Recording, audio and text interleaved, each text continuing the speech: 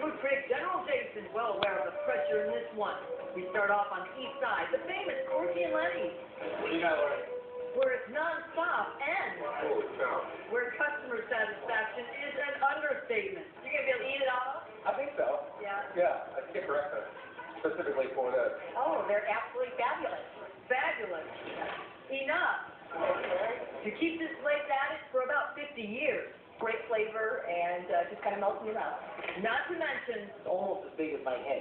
size matters here. Now, how much meat is actually on a large corned beef sandwich here? King-size sandwiches between 3/4 of a pound and a pound of meat. 3/4 of a pound on a king-size sandwich. Wow. Kenny Curlin in charge. His dad, one of the founders. The product comes in already finished. But it's the way you order. It's the way that we order, the way that we want it, correct. It's been the same for 40-some years now. And you won't tell anybody exactly what that's like. Absolutely not. But back in the kitchen, we find it's all about the slow go. If you put the pork and the corned beef in it, gives it a little resistance. If it doesn't come right out, you know it's too hard. It's got to cook a little longer. And Jason's up. The tenderness of the meat is outstanding.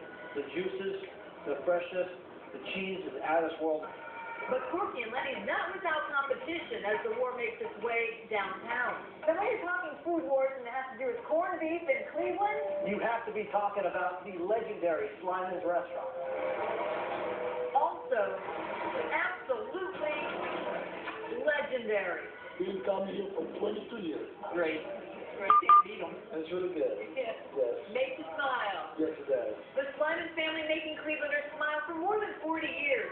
Also making people get creative, resorting to forks and sandwich reassembly, anything to get everything out of one of these monsters.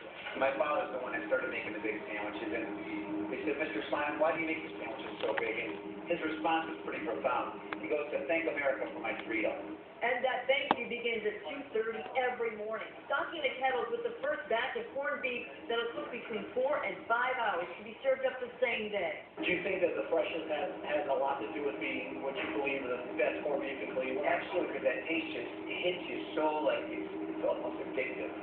You know, that it melts in your mouth when it's cooked properly and sliced properly. Even leaving Jason a bit speechless for once. You're Absolutely incredible. all right. Absolutely incredible, Sam. And so is I have to be the Mongolia Deli, man. We are the best.